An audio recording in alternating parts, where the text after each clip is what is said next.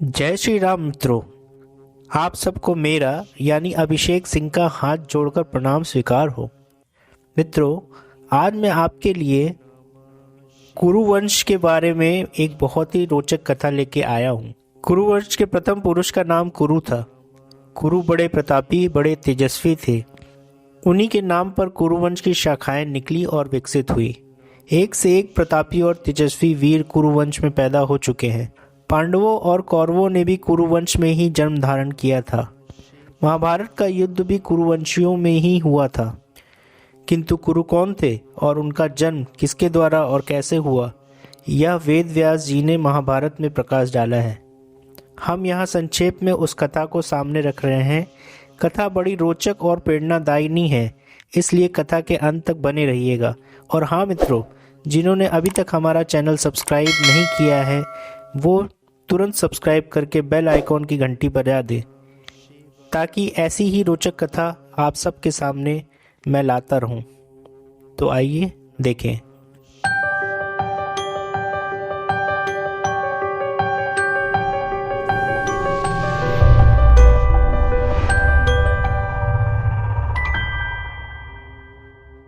अति प्राचीन काल में हस्तिनापुर में एक प्रतापी राजा राज्य करता था। उस राजा का नाम सवर्ण था।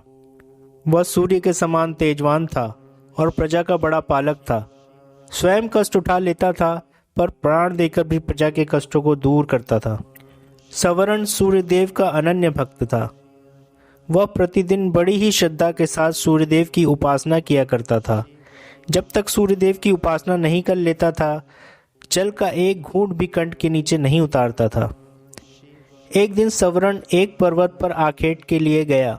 जब वह हाथ में धनुष बाण लेकर पर्वत के ऊपर आखेट के लिए भ्रमण कर रहा था, तो उसे एक अतीव सुंदर युवती दिखाई पड़ी। वह युवती सुंदरता के सांचे में ढली हुई थी। उसके प्रत्येक अंग को विधाता ने बड़ी ही रुचि के साथ संवार संवार कर बनाया था। सवर्ण ने आज तक ऐसी स्त्री देखने की कल्पना तक नहीं की थी। सवर्ण स्त्री पर आकस्त हो गया। सब कुछ भूलकर अपने आप को उस पर निछावर कर दिया। वह उसके पास जाकर त्रिषित नेत्रों से उसकी ओर देखता हुआ बोला, तुम कौन हो? तुम देवी हो, गंधर्व हो, किन्नरी हो या कौन हो? तुम्हें देखकर मेरा चित्त चंचल हो उठा है। तुम मेरे साथ गंधर्व विवाह करके सुख उपभोग करो। पर युवती ने सवर्ण की बातों का कुछ भी उत्तर नहीं दिया। वह कुछ क्षणों तक सवर्ण की ओर देखती रही, फिर अदृश्य हो गई। युवती के अदृश्य हो जाने पर सवर्ण अत्यधिक आकुल हो गया।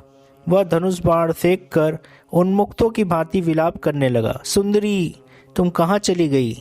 जिस प्रकार सूर्य के बिना कमल मुरझा जाता है और जिस प्रकार पानी के बिना पौधा सूख जाता है, उसी प्रकार तुम्हारे बिना मैं जीवित नहीं रह सकता। तुम्हारे सौंदर्य ने मेरे मन को चुरा लिया है। तुम प्रकट होकर मुझे बताओ कि तुम कौन हो, मैं तुम्हें किस प्रकार पा सकता हूँ। युवती पुनः प्रकट हुई। वह सवर्ण की ओर देखती हुई बोली, राजन, मैं स्वयं आप पर मुग्ध हूँ, पर मैं अपने पिता की आज्ञा के वश में हूँ। मैं सूर्यदेव की छोटी पुत्री हूँ। मेरा नाम तप्ती है। जब तक मेरे पिता आज्ञा नहीं देंगे, मैं आपके साथ विवाह नहीं कर सकती। यदि आपको मुझे पाना है तो मेरे पिता को प्रसन्न कीजिए। युवती अपने कथन को समाप्त करते हुए पुनः अदृश्य हो गई। सवर्ण पुनः उन्मुक्तों की भांति विलाप करने लगा।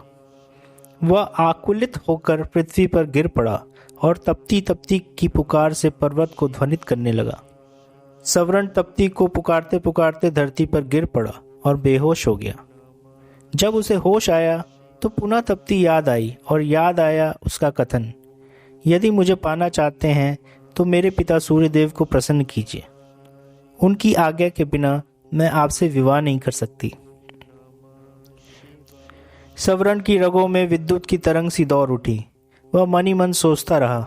वह तप्ती को पाने के लिए सूर्यदेव की आराधना करेगा। उन्हें प्रसन्न करने में सब कुछ भूल जाएगा। सवर्ण सूर्यदेव की आराधना करने लगा। धीरे धीरे सालों बीत गए। सवर्ण तप करता रहा। आखिर सूर्यदेव के मन में सवर्ण की परीक्षा लेने का विचार उत्पन्न हुआ। रात का समय था। चारों ओर सन्नाटा छाया हुआ था। सवर्ण आंखें बंद किए हुए ध्यान मग्न बैठा था। सहसा उसके कानों में किसी की आवाज पड़ी, सवर्ण, तू यहाँ तप में संलग्न है, तेरी राजधानी आग में जल रही है।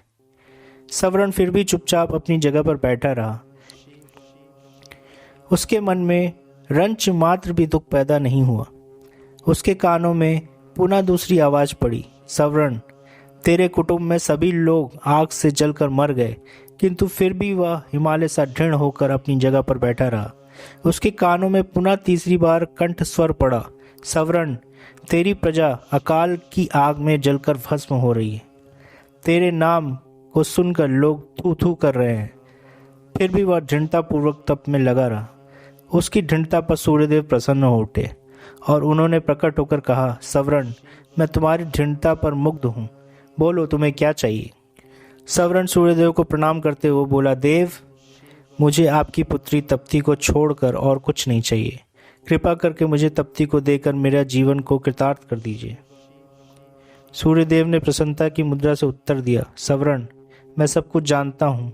तप्ती भी तुमसे प्रेम करती है, तप्ती तुम्हारी है।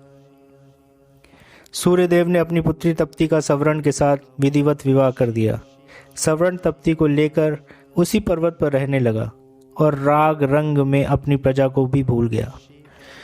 उधर सवर्ण के राज्य में भीषण अकाल पैदा हुआ।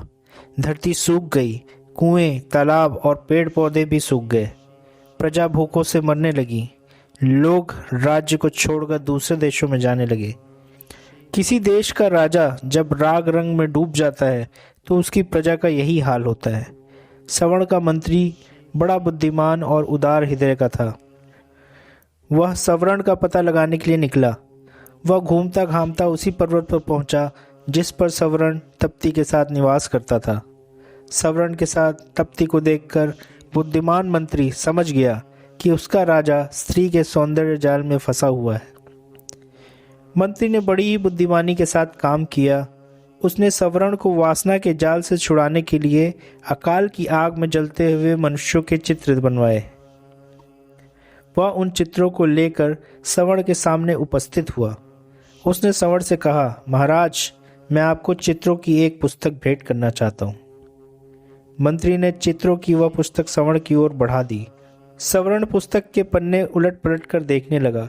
किसी पन्ने में मनुष्य पेड़ों की पत्तियां खा रहे थे, किसी पन्ने में माताएं अपने बच्चों को कुएं में फेंक रही थी, किसी पन्ने में भूखे मनुष्य जानवरों का कच्चा मांस खा रहे थे और किसी पन्ने में प्यासे मनुष्य हाथों में कीचड़ लेकर चाट रहे थे।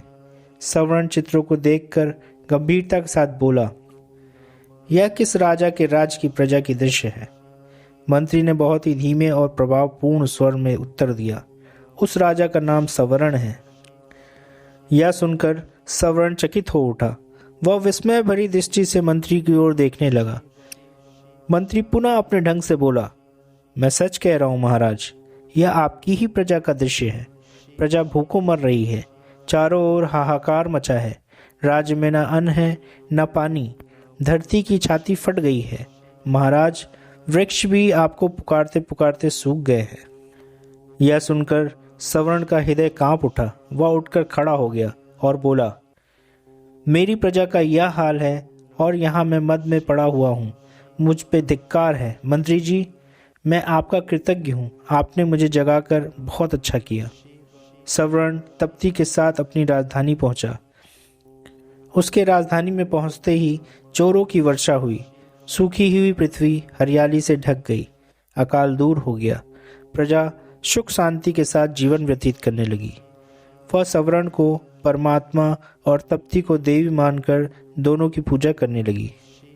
सवर्ण और तप्ती से ही कुरु का जन्म हुआ था। कुरु भी अपने माता पिता के समान ही प्रतापी और पुण्य आत्मा था। युगों बीत गए, किंतु आज भी घर घर में कुरु का नाम गूंज रहा है। तो मित्रों, आज की ये कहानी आपको कैसी लगी हमें ज़रूर बताइएगा कमेंट के माध्यम से। और अगर कहानी अच्छी लगी हो तो इसे लाइक कीजिए, सब्सक्राइब कीजिए, कमेंट कीजिए, शेयर कीजिए और मुझे इजाज़त दीजिए। मैं मिलता हूँ आपको नेक्स्ट एपिसोड में। तब तक के लिए आइए सब लोग एक बार मिलकर बोलते हैं, जय श्री राम।